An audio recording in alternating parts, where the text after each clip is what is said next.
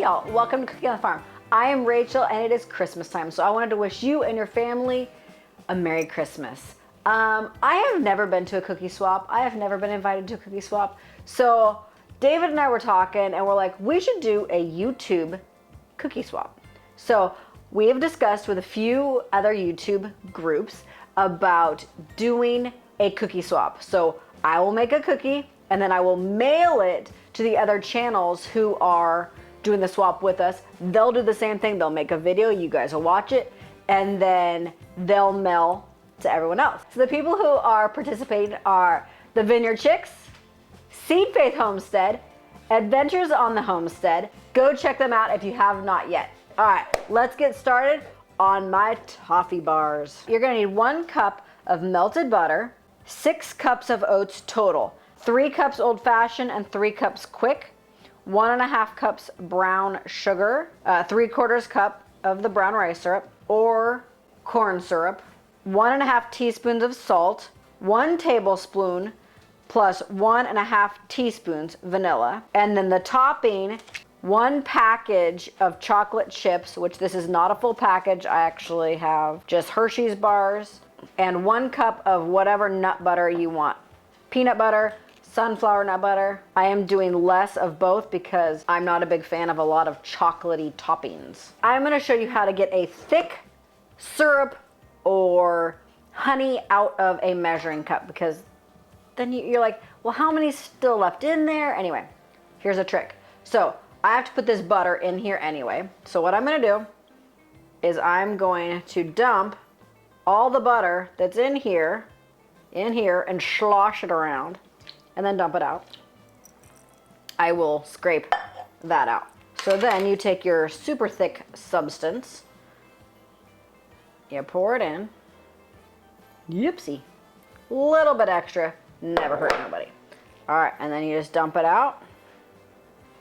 And one trick that I've learned, if you keep turning it back and forth, it could get stuck more, but it's pretty much cleaned out. If I can get David to get a close-up of this. So I'm just gonna take my spatula and it literally, the rest of it just falls right out. I was supposed to put my salt in with my butter so it could mix. So what I'm gonna do is put it in with my vanilla. So I need a tablespoon plus a teaspoon and a half. You know I ain't doing the half, you know I'm doing 2 teaspoons. So little vanilla never hurt nobody. And then 1.5 teaspoons of salt. So I'm just gonna take my little spatula here and just give it a little zhuzh. And then just kind of sprinkle it all over. And then the elbow grease. You could put this in a mixer, so you're just gonna mix all this together. It does take a little bit, so you just keep stirring, just keep stirring until it is all completely combined. All right, I have my oven preheated already to 350 degrees, and it is hot. I also have a cookie sheet. This is a smaller cookie sheet. I think it's considered a half sheet. All right, so once this is completely mixed, you're literally gonna just dump it on your greased cookie sheet. Oh, and make sure your cookie sheet has sides on it, because, oh boy, this melts down and you would have a big problem on your hands. So then you kind of sort of spread it out. I mean, it does level itself out when it boils in the oven. So just kind of spread it a little bit. You get this pretty well spread out, saving that for myself. So I'm gonna put this into the 450 degree oven. It's gonna go in there for 10 to 12 minutes, and then you're gonna leave it shut, turn the oven down to 400 degrees, and just let it cook until it completely bubbles all over the entire thing. It will start to brown around the edges, but if it's not bubbling across the whole thing, it's not done. It'll still be super ooey and gooey, and you won't be able to cut your bars and hold them. You'll be stuck with like drooping sogginess. All right, let's throw this in the oven. So the topping you need to be making while that is in the oven. You're gonna have 1 package of chocolate chips if you wanna cover the entire thing. Now, I'm only gonna do half the amount of chocolate. I'm not a big fan of chocolate, so the chocolate that I do put on is very thin. So I am also sending these to the Vineyard Chicks.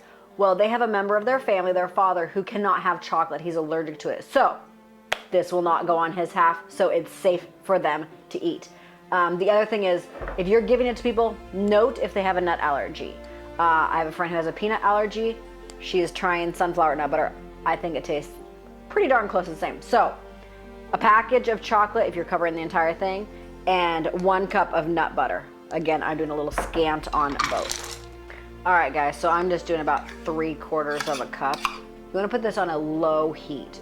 I don't wanna be getting this boiling and stuff like that. You just wanna slowly melt all these ingredients. And because it's on low, it does take a while, but you wanna keep things moving because you don't wanna burn your chocolate. So I've gotten to the point, I'm gonna have David zoom in here. There's still a few little chunkies. You wanna turn it off when you get to just a few little chunkies left, or else you can burn your chocolate. Now, if you feel like it's still way too hot, you can throw a handful of chocolate chips or some other kind of, chocolate bar like I used, and it will cool your chocolate down. The other thing you can do is pull it off that burner and just let it cool. All right, guys, so my pan is cattywampus, as you can tell. Most pans will flatten out when you put them in the oven. This guy did not. As you can tell, it's like shifted, and it's a big mess in my oven. So make sure your pan is flat. So if this happens to you guys, just take a knife, and when it's hot, it is malleable. Once it solidifies, oh boy. I'm gonna let this cool for about 10 minutes or so, and then I will be adding my chocolate. So we have noted that there are, food allergies with the people that we are sending these to. So I will be very, very careful when I put this chocolate nut mixture on, and then the ones that I send will not be in the same vicinity. What you're gonna do now is just kind of blop some of this on. And so because of the allergies, we're very much so aware of that is the allergy section, and this is not. And besides the fact that I'm not a big fan of chocolate, so I always make some without chocolate, or I pick it off and give it to the kids, and I eat it just like this. So I finally get to make it the way I want to make it. And you just spread this out as thick or as thin as you want. We have stored this fridge, freezer, counter, kind of wherever. I have mailed this. This will not be the first time I have mailed this to somebody.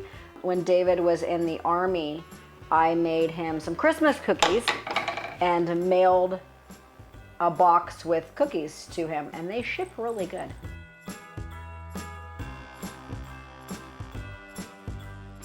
So I just sprayed my knife down.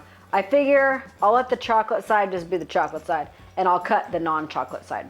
So what you're gonna do is you can either use a knife or a pastry bench scraper. Those work really well too. If it has completely solidified, you will get into the trouble of you have to kind of saw it with like a serrated knife. You can probably pop it out and cut it on a cutting board. Pick the size of squares you want, and then you just go through. It cuts super easy until you get to the edges, and then it's already, because it's cooling from the outside in, the outside edges are a little bit crispy already, which is good because it's like the yummy part.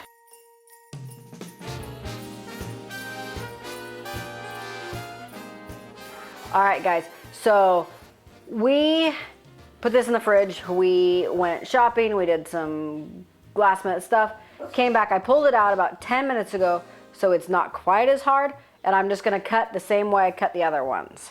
I do not recommend putting this in the freezer then trying to cut it. That's just a mistake. We're not gonna talk about how many years I do that, or I have done that, or will continue to do it.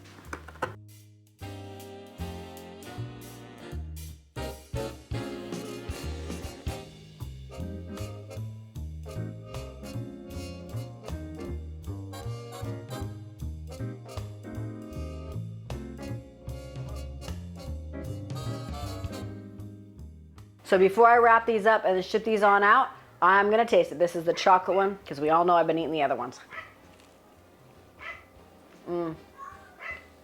Crunch, chewy, chocolatey, nutty.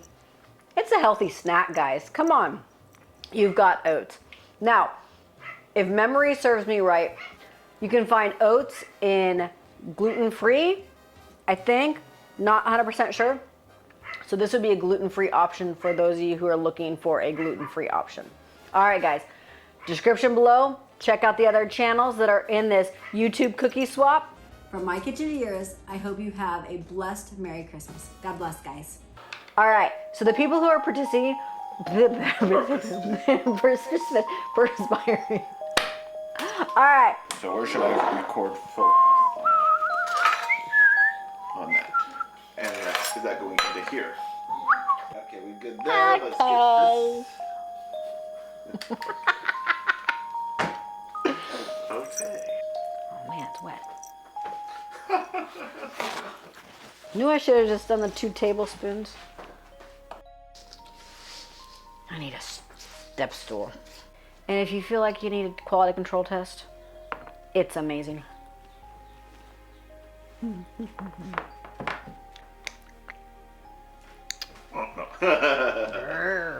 right, let's get the ingredients out for the sauce after I finish this.